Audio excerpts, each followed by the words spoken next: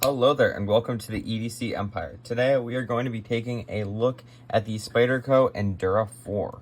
The Spyderco Endura 4 is one of the Spydercos made in Seki City, Japan, and is a beast of a knife that I have really enjoyed carrying over the last couple of weeks. This is part of the Save and Serve limited edition kind of run that they did for firefighters.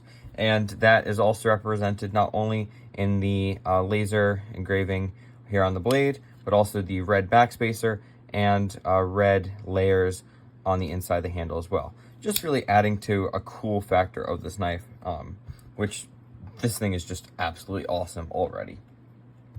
As you can tell, the Endura 4 is locking up with a backlock and can be deployed with Spyderco's traditional Spidey hole. It is running on washers, and once it has been broken in, as is with most Spydercos, or pretty much all of them, it is smooth, and it is just absolutely awesome. I just messed up flicking it, but you can really, once it's broken in, you actually can totally flick this. It's not exactly quite as flickable as like your Para 3 will be, but it's pretty fun to fidget with in its own kind of unique way. This particular version is running on VG10, but trust me, if there's a steel that you want, or a style of steel, if you want a high carbon steel, you'll be able to find a high carbon steel. You can basically get pretty much anything with the Endura. VG10, from what I can tell, is one of the most popular variants or sets of steels, but if you wait around, you'll be able to find a whole bunch of different stuff. It goes in and out of stock, and from what I can tell, the Endura 4 is not the most popular version to have different steels, but if you wait and you do some hunting, or if you go on aftermarket, you should be able to find some pretty cool stuff as well. As per usual, Spyderco, the Endura 4 is fully flat ground, coming down to a pretty respectably thin edge, and the tip is also quite thin, which is a little bit surprising because of how long this blade is and how much of a kind of workhorse it is. Otherwise, it is a pretty thin knife, or thin when it gets to the tip, but honestly, no complaints. It does its job, and I haven't had any issues with the tip breaking or anything, and I definitely have been using and enjoying this to its full degree. And then most Enduro 4s are going to be with this FRN handle, but you can find stainless steel options and also titanium with Damascus. The overall length on the Endura 4 is 8.77 inches when open and 4.98 inches when folded. Then the overall depth when folded is 1.58 inches with a width around the pivot of 0.44 inches, which means that in comparison to your PM2, it's definitely a little bit thinner, and then in comparison to width, it's just about the same. And honestly, that was pretty much my experience, which is this thing is pretty similar to carrying the PM2, maybe a little bit thinner, but honestly, it is a slightly elongated and slightly thinner variation of the PM2 with the backlock.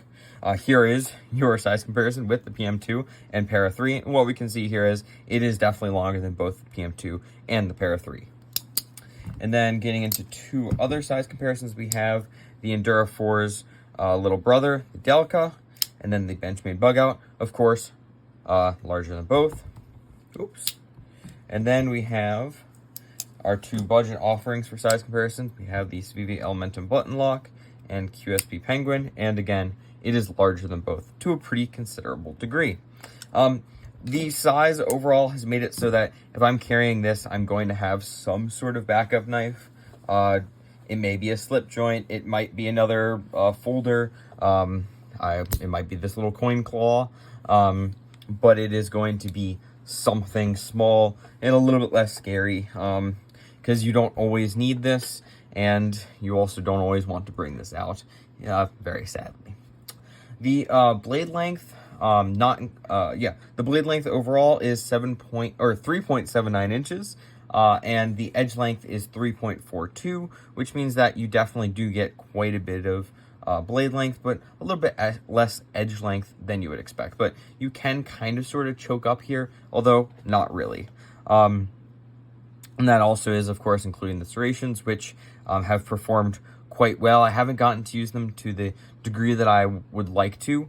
I've wanted to try a few things with them, and I haven't quite, but I kind of know how they're going to perform, and they're going to perform like serrations. They are sharp serrations, and they do a good job cutting. So if you're interested in it, there are plenty of variations that have partial. There are also full serrated versions, but if you're not into that, have no fear. You can get fully flat or fully plain ground blades. You can also get partially flat ground blades. That will mean that you have a thicker tip overall. So there's a whole bunch of blade variations. You can also get a Warncliffe variant, and there's little variants that have a little bit of metal out here, kind of acting as a little tab that can kind of catch the seam of your pants as you're pulling it out to make a faster deployment. You got all kinds of options. And then your blade stock will be 0.12 inches thick, so just about that average. And then you're going to have a weight of 3.27 ounces, which means that blade to weight ratio is fantastic. Unsurprisingly, with this FRN, you are going to have steel liners milled out for weight reduction in there, as you can see. And that does mean that there is no real issue with flex. There's a little bit of flex, but it's really not noticeable at all. And this thing is just an absolute joy. I have loved carrying this thing. If you can't tell, this is going to be a recommended knife. I think this is a fantastic knife if you want a bigger knife, but still want a little bit of slicitude. This is kind of awesome. There is, if you want something a little bit smaller, there's the Endura, I believe, and then there's also the Delica 4. The Delica is going to be the smallest of those three offerings, and then there are smaller ones, of course, as well. There's a whole bunch of variants in this kind of family, so you can pick your exact size range, but the Endura, and just this entire line of Spydercos is freaking fantastic. The FRN handles have a little spot right here for a pocket clip to rest, whether you have it tip up or tip down, which can work for right or left-handed users, as you can tell here. You've got a kind of sort of, I mean, you have a lanyard hole if you wish to use it. I personally wouldn't, but for this size of a knife, you don't really need it. But if that's your thing, you can go for it. The kind of dragon scale texturing is comfortable, but also useful. And fit and finish on these is quite good for the price. They're going to be starting at not on sale around $100, but you can usually find them on sale. Right now, Blade HQ has this particular version on sale for $90, and there's a Warncliffe variant for $86. And if you shop around, you can find cheaper variants. So really, you are getting a quite good bang for your buck. VG10 is not the greatest deal anymore. So $100 might seem a little bit steep for it, but you also are getting that Seki City Japan production. You're getting a fantastic heat treat as always, and you are getting a pretty dang long blade. You're getting a pretty big piece of VG10 as well. And honestly, I've been using this quite frequently for like a week and a half, 2 weeks, I was like only carrying this, which if you are a knife guy, you will know and agree that that was a dang long time to be carrying one knife. And I haven't had any issues with needing to really even strap it up. It's been fantastic. Other than that, yeah, I wouldn't recommend taking these apart. How they're set up, I mean, backlocks in general are kind of a pain to put back together because of how everything works, but there's like a little plastic tab in here which is holding together the back spring, and it's really easy to break. I haven't taken mine apart personally, but I've watched people do it, and it just looks like a pain. I would never want to do it.